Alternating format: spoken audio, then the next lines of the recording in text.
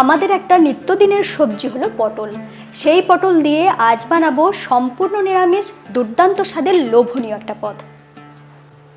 খুব সাধারণ রান্না, কিন্তু এটুকু বলতে পারি এই পদ দিয়ে খেতে শুরু করলে কখন যে পুরো ভাত শেষ হয়ে যাবে বুঝতেই পারবেন না। সহজেই রান্নাটা নিখুঁতভাবে শিখে নিতে সঙ্গে রইলাম আমি ঋতুপর্ণা। আপনারা দেখছেন ঋতুর রান্নাঘর। আমি এখানে 500 গ্রাম পটল নিয়েছি। পটলের পরিমাণটা কিন্তু আপনারা আপনাদের প্রয়োজন অনুযায়ী কম বেশি করে নিতে পারেন।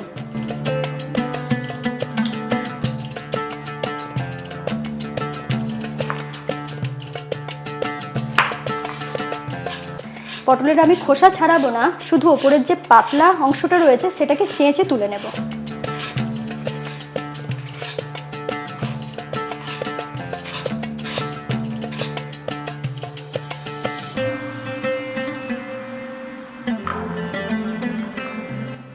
সব পটলগুলোর খোসা ছাড়ানো হয়ে গিয়েছে, এরপর কেমন করে কাটবো সেটা দেখিয়ে দেব।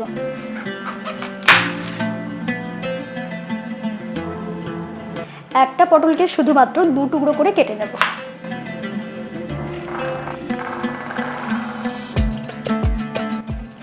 এরপরে কাটা পটলে কিছু মশলা দিয়ে দেব। প্রথমেই দিয়ে দিচ্ছি নুন, আপনারা স্বাদ মতন দেবেন। আমি 1 চা চামচের মতো নুন দিয়েছি। রঙটা একটু ভালো হওয়ার জন্য দিয়ে দিচ্ছি হলুদ গুঁড়ো 1/2 চা চামচ। আর একটা জিনিস আমি এখানে দেব, সেটা হলো 1 টেবিল চামচ বেসন।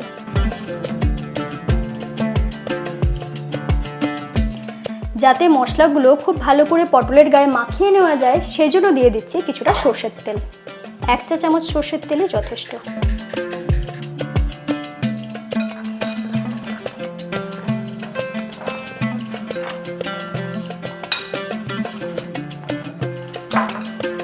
বেশ ভালো করে মাখিয়ে নিয়েছি। এরপর ঢাকা দিয়ে এটাকে সাইড করে রেখে দেব। এরই মধ্যে একটা মশলা বানিয়ে নেব। মশলা বানানোর জন্য আমি এখানে নিয়েছি 1 চা চামচ মৌরি, নিয়েছি 6-7টার মতন ছোট এলাচ, আর লাগছে 10-12টার মতন গোটা গোলমরিচ, আর এখানে নিয়েছি 8 থেকে 10টা কাজু। দিয়ে দিচ্ছি 1 টেবিল চামচ ঘি। ঘি বেশ ভালো করে গরম হয়ে গিয়েছে। এরপর দিয়ে দিচ্ছি গোটা মৌরি, সাথে সাথেই দিয়ে দিচ্ছি ছোট এলাচ, গোটা গোলমরিচ, আর দিয়ে দেব কাজু। এরপর হালকা ভেজে নেব।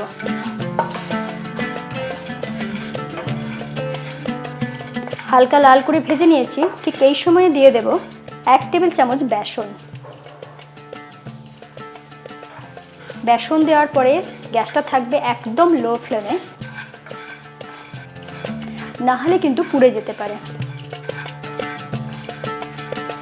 ঘিয়েতে এই সমস্ত জিনিসটাকে যখন বেশ ভালো করে ভাজা হবে তখন খুব সুন্দর একটা গন্ধ বেরোয়। ভাজতে ভাজতে দেখুন সমস্ত জিনিসটাই বেশ লালচে হয়ে গিয়েছে। এরপর গ্যাস অফ করে দেব। এরপরে এটাকে পুরোপুরি ঠান্ডা করে নেওয়ার পরে বেটে নেব। মশলাটা পুরোপুরি ঠান্ডা হয়ে গিয়েছে, এরপর বেটে নেব।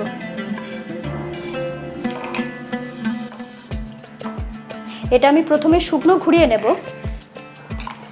বেশ মিহি করে গুঁড়ো করে নিয়েছি, আর সাইডে যেগুলো লেগে থাকে সেগুলো ভালো করে ছাড়িয়ে নিয়েছি। এরপরে খুব সামান্য দুধ দিয়ে এটাকে বেটে নেব। দুধের পরিবর্তে আপনারা চাইলে জল দিয়েও এটাকে বেটে নিতে পারেন।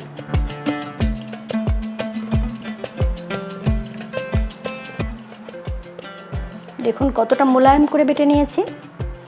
আর এখানে লাগছে 1/2 কাপ টক দই।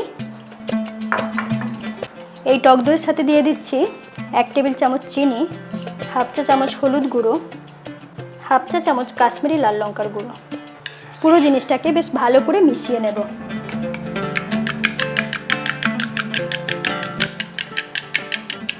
এইভাবে দইয়ের সাথে মশলা মিশিয়ে এটাকে ফেটিয়ে নেওয়ার কী উপকারিতা কারোর যদি জানা থাকে অবশ্যই লিখে জানাবেন।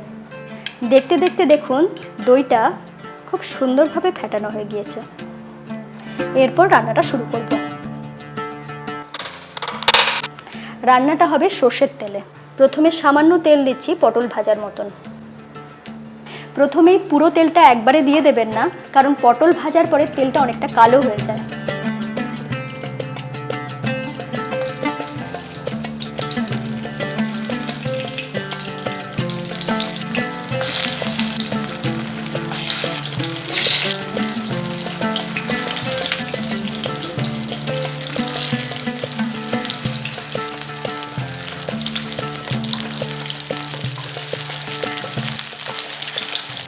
এটাকে একটু মিডিয়াম ফ্লেমে রেখে ভাজবেন, না হলে গায়ে লাগানো বেসনটা পুড়ে যেতে পারে।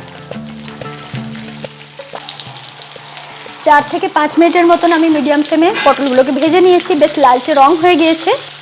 এরপর তুলে নেব।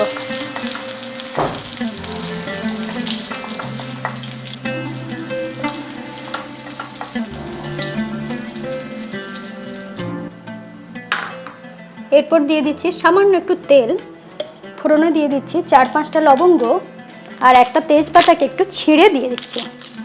যদি তেজপাতাটা ব্যবহার করা হয় তাহলে মশলা কষার সময় কোনো সমস্যা হয় না। ফোড়নটা একটু ভেজে নিয়েছি। এরপর এখানে দিয়ে দেব 1 টেবিল চামচ আদা বাটা, সাথে সাথেই দিয়ে দিচ্ছি নুন।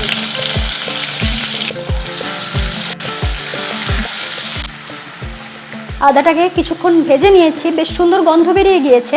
এরপর এখানে দিয়ে দেব দইয়ের যে মিশ্রণটা বানিয়ে রেখেছিলাম সেইটা দিয়ে দিচ্ছি।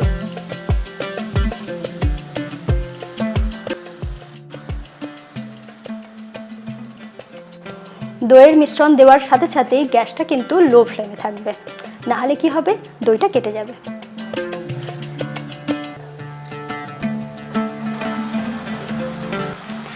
লো ফ্লেমে রেখে দইটাকে আমি ততক্ষণই পর্যন্ত কষাবো যতক্ষণ না পর্যন্ত দইয়ের জলটা শুকিয়ে গিয়ে তেলটা উপরে উঠে আসছে। আমি মোটামুটি এটাকে 3 থেকে 4 মিনিট কষিয়ে নিয়েছি। দেখতেই পেলেন কত সুন্দরভাবে তেল ওপরে উঠে এসেছে। এই পর্যন্ত কিন্তু অবশ্যই কষাবেন।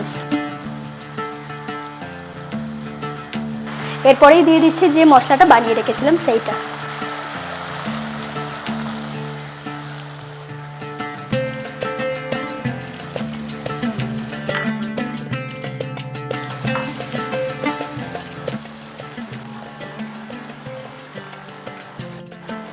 আপনারা কি একটা জিনিস লক্ষ্য করেছেন, এত কম তেলেও কত সুন্দরভাবে তেল ওপরে উঠে এসেছে এবং রংটাও কত সুন্দর এসেছে। এই পর্যন্ত কষিয়ে নেওয়ার পরে গ্রেভির জন্য আমি দিয়ে দেবো এখানে জল। দিয়ে দিচ্ছি 1 কাপ জল।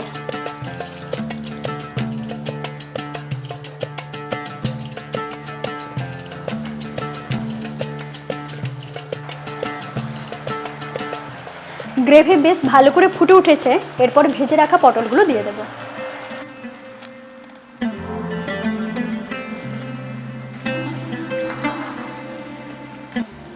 এরপরে দিয়ে দিচ্ছি স্বাদ মতো নুন।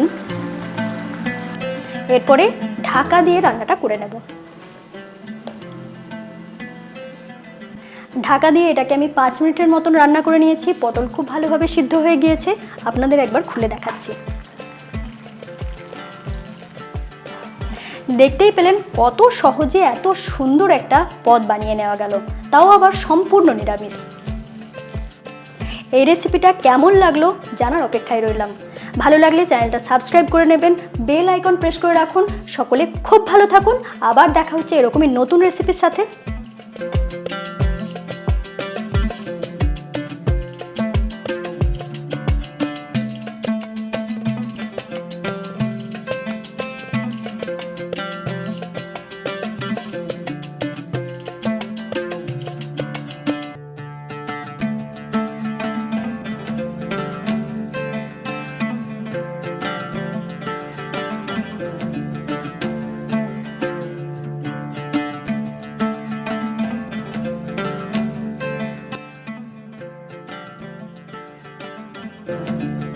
খুব সাধারণ রান্না, কিন্তু সত্যি বলছি অপূর্ব সুস্বাদু।